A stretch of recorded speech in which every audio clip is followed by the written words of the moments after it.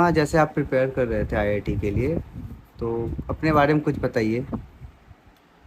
Hello everyone, मेरा नाम मोहम्मद अलकमा खान है और मैंने इस साल जेई एडवांस क्रैक किया है 4942 रैंक से। और ये मैंने 1 ईयर की डेडिकेटेड जेई प्रेप ऑनलाइन पूरी की है, और वो भी अपने सिटी जौनपुर में बैठ के अपने घर पे ही। आपका जब 11-12 का फेज़ था, तो आप कैसा परफॉर्मेंस करते थे और क्या उम्मीद रखते थे खुद से? 11 ट्वेल्थ में मतलब यहाँ पे मतलब अपने शहर में कोई कोचिंग नहीं है, तो जैसे सब लोग सोचते हैं कि इधर से नहीं हो पाएगा, कोटा जा पाएगा, तो उसी चक्कर में मतलब मैं भी डीमोटिवेटेड था और मेरे पास कोई डायरेक्शन नहीं था, तो उस वजह से मैंने बहुत ज़्यादा टाइम वेस्ट कर दिया अपना। क्योंकि एक अंदर सेल्फ बिलीफ होना चाहिए ना कि यहाँ से भी हो सकता है, और कोई एग्जाम्पल भी नहीं था।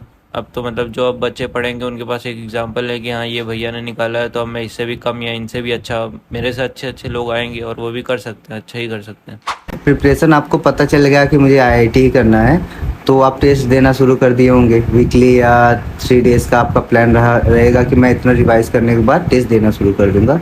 तो आप कैसे टेस्ट देते थे? टेस्ट पहली बात तो टेस्ट देना हद ज़्यादा ज़रूरी है, क्योंकि मतलब ऐसे बैठ के कभी लगता रहता है कि कुछ नहीं आता है, या मतलब किसी को बहुत कुछ आता है, वो भी लो फील करता है कि मुझे कुछ नहीं आता, तो उसके लिए टेस्ट देते हैं। फिर उसमें मार्क्स जज करता है कि आप हो मतलब उस लायक, आपके पास अभी नॉलेज है कि नहीं है जेई के लिए। आपको क्या लगता है, जब कोई बच्चा आईआईटी का प्रिपरेशन अभी स्टार्ट कर दिया है और आपको देख रहा है, तो रिवीजन का कितना बड़ा रोल है आईआईटी के प्रिपरेशन में?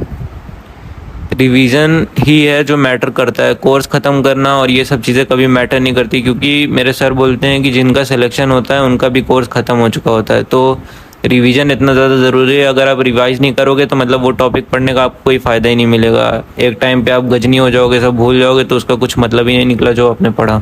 और जब आप प्रिपरेशन कर रहे थे, तो देखिए क्या है कि नॉर्मल लाइफ में जब बच्चा पढ़ता है तो बहुत सारे स्ट्रगल्स आते हैं।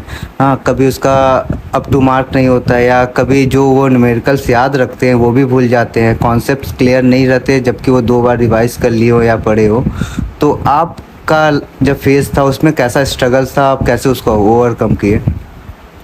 मेरा भी यही रहता था, मतलब मैं एकदम डीमोटिवेटेड रहता था कि मुझसे नहीं होगा। इवन एग्ज़ाम, जब मैं मतलब एडवांस जाने वाला था तो मुझे लगा था कि मेरे जैसे बच्चों का होता ही नहीं है सिलेक्शन, मैंने कुछ इन डेप्थ पढ़ा ही नहीं है, तो मैं मतलब कुछ भी ऐसे फालतू करता रहता था, गेम्स वगैरह खेलता रहता था, मुझे लगा कि नहीं होगा।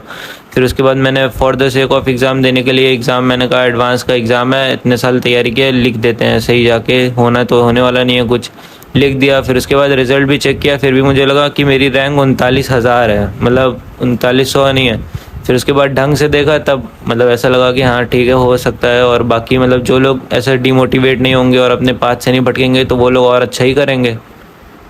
तो ये जो बच्चे अभी पढ़ते हैं उनका क्या, आजकल सोशल मीडिया का इतना इन्फ्लुएंस हो गया है कि वो लोग पढ़ाई तो अच्छा करते हैं बट कंसिस्टेंट नहीं रह पाते हैं।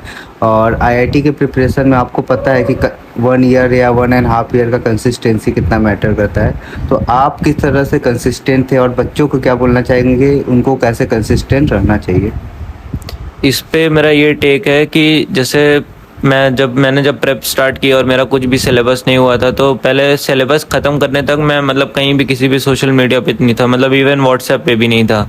और इंस्टाग्राम की मेरी एक फ़ेक आईडी थी बस, जिससे मैं अपने टीचर्स को कांटेक्ट करता था या उनको डाउट्स वगैरह भेज देता था, क्योंकि ऑनलाइन टीचर्स हैं। बाकी मेरा कहीं भी कोई भी अकाउंट नहीं था। और इस पे मतलब इस पे ये भी लोग बोलते हैं कि व्हाट्सएप है तो उसमें वो तो सिर्फ मैसेजिंग ऐप है, वो हम मैनेज भी कर सकते हैं। तो इस पे लेकिन ये पीवी सिंधु के कोच हैं, उनका एक बहुत अच्छा टैगलाइन है कि वो बोलते हैं जब आप कोई चीज़ छोड़ते हो किसी चीज़ के लिए, तो फिर जैसे ये लोगों को मोटिवेशन वीडियोस की ज़रूरत पड़ती है कि मुझे अपना गोल बार बार रिमाइंड कराएं, पर आप अगर कोई चीज़ छोड़ोगे उसके लिए तो आपको बार बार रिमाइंड कराने की ज़रूरत नहीं होगी, वो आपके बैक ऑफ द माइंड में रहेगा कि हाँ मैंने व्हाट्सएप छोड़ा है, इंस्टाग्राम छोड़ा है, जिसके लिए छोड़ा है उस एग्ज़ाम की तैयारी करनी है, वो मुझे आज वो गोल पूरा करना है, आज पढ़ना है, आज पढ़ना है, तो वो अपने आप याद दिलाता रहेगा। तो आप बता रहे हैं कि आप 1 साल बिना कुछ किए, फिर सब कुछ छोड़ के विदाउट डिस्ट्रैक्शन वो आप काम कर लिए। तो जो बच्चे देख रहे हैं उनको डिस्ट्रैक्ट कैसे नहीं हुआ जाए, कि वो ओवरकम कैसे करें डिस्ट्रैक्शन को, क्या सोच लें कि हाँ मुझे अब जेई एडवांस का मैं प्रिपरेशन स्टार्ट कर दिया हूँ, जेई मेंस तो नॉर्मली हो जाता है, तो अगर मुझे आईआईटी कॉलेजेस, अच्छे कॉलेजेस चाहिए, आईआईटी बॉम्बे, खड़गपुर या मद्रास, तो मुझे कैसे देखा जाए कि मैं डिस्ट्रैक्ट नहीं हूँ अपने पास से और एटलीस्ट 1 ईयर मैं जो सोचा हूँ गोल पे ही रहूँ। ये मतलब प्योरली अपने ऊपर डिपेंड करता है। जैसे जो बच्चा है उसको पूरा कंपटीशन का सोचना पड़ता है। जैसे आप डिस्ट्रैक्ट हो रहे हो, आप इंस्टाग्राम चला रहे हो, रात रात भर सबसे बात कर रहे हो, तो दूसरा जो बच्चा है दूसरी शहर में बैठा है जो उसी सेम एग्ज़ाम की प्रिपरेशन कर रहा है, वो ये सब नहीं कर रहा है, तो ऑब्वियसली वो आपसे आगे हो रहा है ना। और ये एट द एंड एक कंपटीशन है जिसमें मतलब लोग एक दूसरे से आगे पीछे होते रहेंगे, तो आप क्या बेटर क्या और लोगों से अलग कर सकते हो जिससे आप आगे होते रहो कंपटीशन में, तो वो चीज़ें आपको करनी पड़ेगी और वो देखना पड़ेगा। आपको कभी लगा कि मुझे कोटा जाना चाहिए या यहीं से प्रिपरेशन करना चाहिए? कोटा जाने का प्लान तो था, लेकिन तब एक्चुअली पूरा लॉकडाउन लगा हुआ था और कुछ था नहीं, तो इससे मतलब या तो मैं लॉकडाउन खुलने का इंतज़ार करता जैसे मेरे सारे दोस्तों ने किया, मतलब वो लोगों ने ट्राई किया कि जब लॉकडाउन खुल जाएगा तो फिर वो जाएंगे अपने अपने कोचिंग्स पे। पर मैंने सोचा कि इससे अच्छा मतलब जितनी जल्दी आप प्रेप स्टार्ट कर दो, जब जागो तभी सवेरा, और उसी दिन से पढ़ना स्टार्ट कर दिया। तो मैंने इसीलिए एक ऑनलाइन बैच ले लिया, और फिर एक बैच पे ले लो और उस पर स्टिक करो, मतलब एक बैच लेके उस पर एकदम कायदे से स्टिक करना, सिर्फ एक बैच को फॉलो करना, ये बहुत ज़्यादा ज़रूरी होता है आजकल। मतलब रिसोर्सेज की कमी नहीं है ना, ऑनलाइन टेलीग्राम पे और हर जगह कोटा की सारी बुक्स और सारे मॉड्यूल्स मिल जाएंगे। तो उससे लोग क्या करते हैं, आज एक मॉड्यूल खोल लिया, कल दूसरा मॉड्यूल खोल लिया, परसों तीसरा खोल लिया, तो ये बार बार हॉप नहीं करना चाहिए। एक चीज़ को अच्छे से फॉलो करो और उससे आएगा रिजल्ट, आएगा पक्का आएगा। ऑनलाइन जब क्लास करते हैं वो वाला फीलिंग या वो एटमॉस्फेयर तो आपको मिल नहीं पाता है, तो आपने कैसे ओवरकम किया ऑनलाइन में वो एटमॉस्फेयर को? तो मेरे बैच में क्या होता था ना कि हर मंथ में जितने टेस्ट होते हैं या 1-2 महीने में, तो उसके जो टॉपर्स होते हैं उसकी एक लिस्ट निकलती है और उनको अमेज़ॉन कूपन और ये सब दिया जाता है और उनको एक स्पेशल टैग भी दिया जाता है।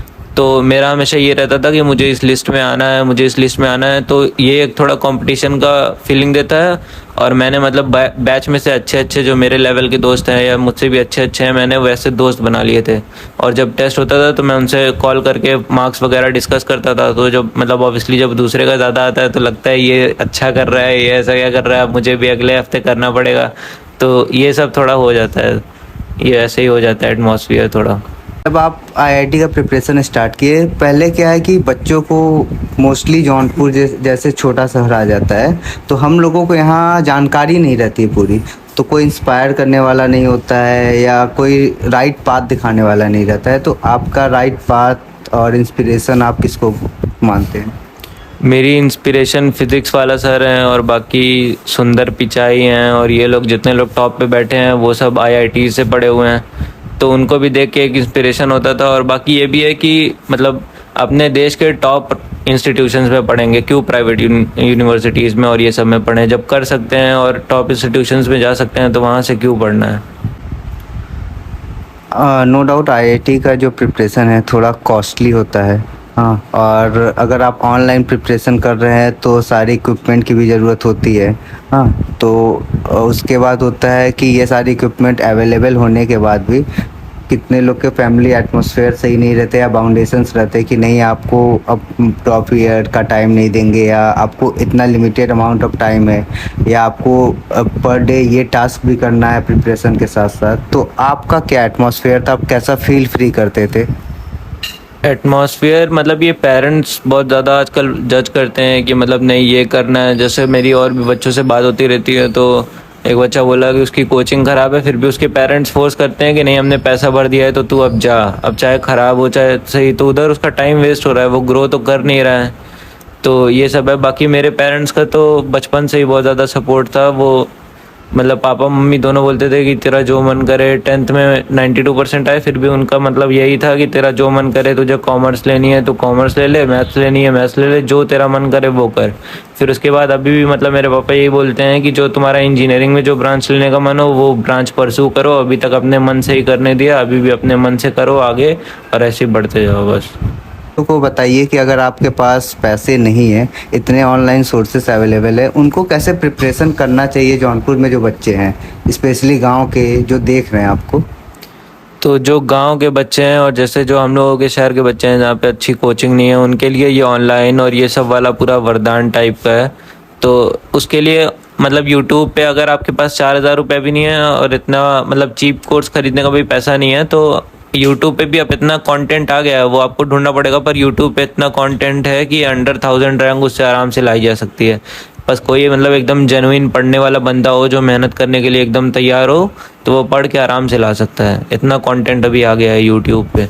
और बाकी स्ट्रैटेजी वगैरह तो मतलब ये सब तो बाय द टाइम ही बनती है, क्योंकि हर बच्चा अलग होता है, हर बच्चे को स्पेशल अटेंशन चाहिए और उसको स्पेशली डिज़ाइन, तो सबके लिए एक स्ट्रैटेजी तो काम नहीं करती। पर आप अपना टाइम टू टाइम टेस्ट दोगे, सब दोगे, तो आप खुद अपना बहुत चीज़ें बना लोगे, डिज़ाइन कर लोगे अपने लिए कि कैसे आपको मूव करना है, क्या करना है, तो वो सब सही है। आप कौन से ट्यूटर या कौन सा वेबसाइट फ्री में प्रेफर करना चाहेंगे बच्चों के लिए कि वो लोग वहाँ पढ़ें? और सेलेक्टिव टीचर्स और वेबसाइट रहता है तो उन लोगों को ज़्यादा सर्च नहीं करना पड़ता है, तो उन लोग का माइंड फ्रेश रहता है। ऐसे में तो फिजिक्स वाला सर एक बेस्ट ऑप्शन है, और बाकी जेई में एक और चैनल है मोहित त्यागी, उनसे भी बहुत ज़्यादा हेल्प मिली है, उनका भी चैनल एकदम बेस्ट है। तो ये सवाल मेरी तरफ से है कि आपका ड्रीम आईआईटी कॉलेज क्या है और कौन सा ब्रांच आप प्रेफर करेंगे? मेरा ड्रीम तो पहले तो लगता ही नहीं था कि आईआईटीज़ में होगा, तो ड्रीम क्या बनाते, तो अब हो गया है, तो सबका होता ही है। आईआईटी बॉम्बे सबसे टॉप पे है, आईआईटी बॉम्बे है। बाकी मुझे फिज़िक्स में बहुत ज़्यादा इंटरेस्ट है, और मतलब मेरे जो दोनों मार्क्स हैं मेंस और एडवांस, ये दोनों सबसे हाईएस्ट उसमें फ़िज़िक्स में ही गए हैं। तो और बाकी अलग सर और ये अपने सारे टीचर्स को देख के भी और फिज़िक्स में बहुत ज़्यादा इंटरेस्ट हो गया, तो मेरा फिज़िक्स परस्यू करने का मन है। तो मैं आईआईटी बॉम्बे में इंजीनियरिंग फ़िज़िक्स ट्राई कर रहा हूँ कि काउंसलिंग में हो जाए उसमें। हमारी बेस्ट विशेष है आपको कि आपको फिजिक्स मिल जाए, IIT Bombay college first of all मिल जाए।